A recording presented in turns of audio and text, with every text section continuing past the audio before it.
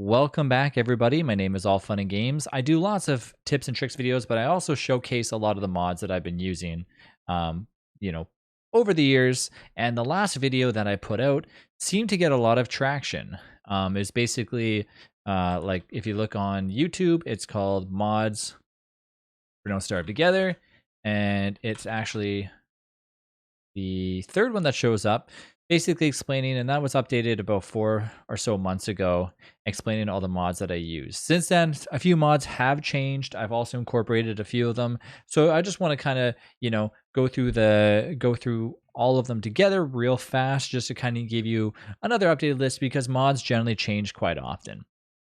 All right, so as we go into our client-side mod, there's actually an update for one. We're going to go back through the ones that I've previously mentioned before. Just in case you have already seen the video, I will relink the video again, but this one is updated so that way you can kind of see what I've changed since then.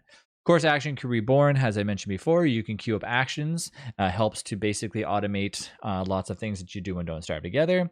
Admin scoreboard lets you have admin control, kick, ban, etc. Combined status combines all of your different things that you want to see. For example, it alters the normal layout that you have in the top right corner to show you which season it is, etc. Craft pot mod I've recently added. It's a great mod. It lets you see different types of foods that you're going to be making before you accidentally click that cook in the crock pot. It's really, really good. I like it. I never used it before because it was crashing. Since then, it's been updated and working great. Nautical HUD, which I mentioned before, it's just a HUD, makes the game look more interesting if you are kind of over the generic look of it. Geometric placement, make things nice and easy to kind of place. And make sure that you're kind of aligning to the grid. Once again, a lot of these have already been mentioned in my previous video. Of course, there's the hide stuff. Now, this I might not have shown, but what this does is when you're on your overlay, for example, when you press M on the map, it'll hide all that weird texture that you don't need to see that kind of like overlaps the map. So a lot of people like that because when you're zoomed in or zoomed out, it's going to get rid of that and make it a lot better. Idea testing, once again, this can go through and you can disable pretty much anything that you want in the game, especially WX, the noise that he makes when he's charged up, and the annoying sound that you get when your insanity filters going on and all that stuff. So there's a lot of different options you can do there.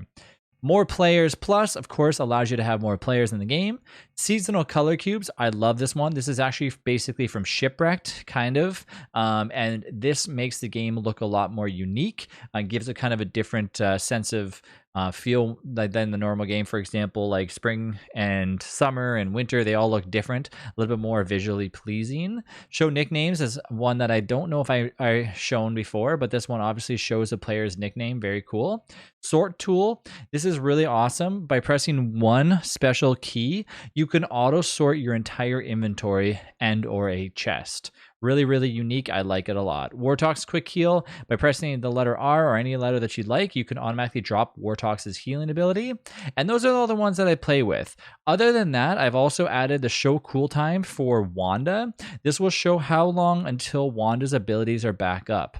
Normally with Wanda's abilities, you don't know the actual time. It's just a countdown. But with this, it'll actually tell you how long until. And then, of course, I have all my HUDs.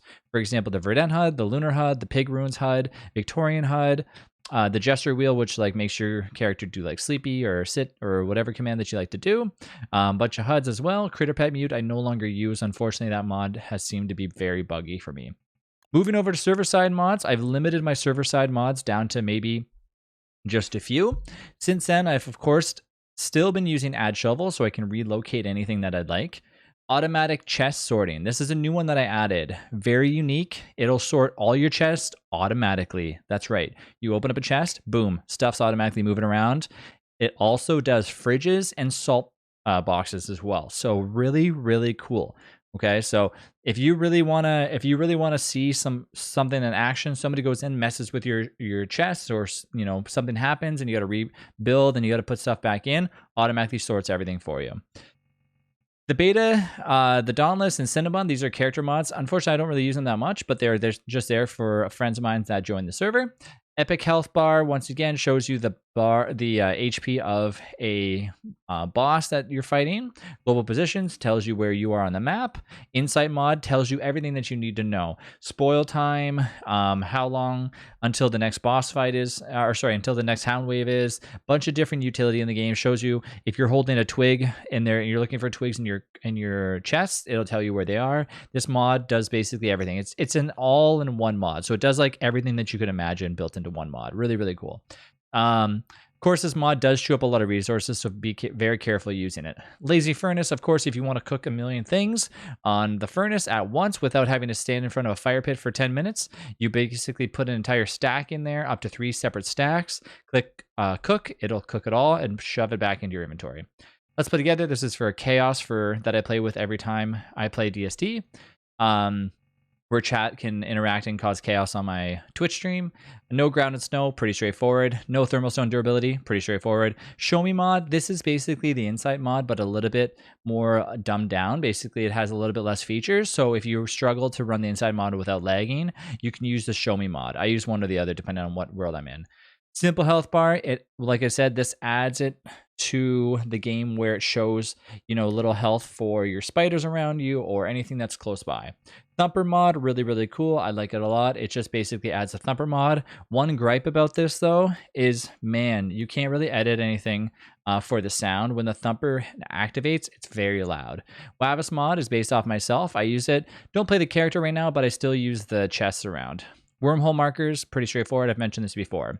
There's a new hollowed forge that came out. It's a new forge event that's been pretty cool. I've tried it a few times. Very, very interesting. Set piece config. I no longer use it, but it's there. The architect pack, once again, no longer use that unless I'm doing a mega base. Tropical experience mod. I haven't mentioned this before, but you can play Shipwrecked or Hamlet multiplayer. Very fun. I've done it multiple times. A little bit buggy. You have to play around with the settings, but overall, a great list of mods. So there it is. That's my updated as of November 25th, 2021. So if you're curious about any, mods that I've used recently, these are them. I hope you enjoyed the video. And if you guys have any special mods that you want me to showcase or try using, post about it in the comments. Don't forget to leave a like and comment if you have anything to say, but I will see you in the next video. Thanks again.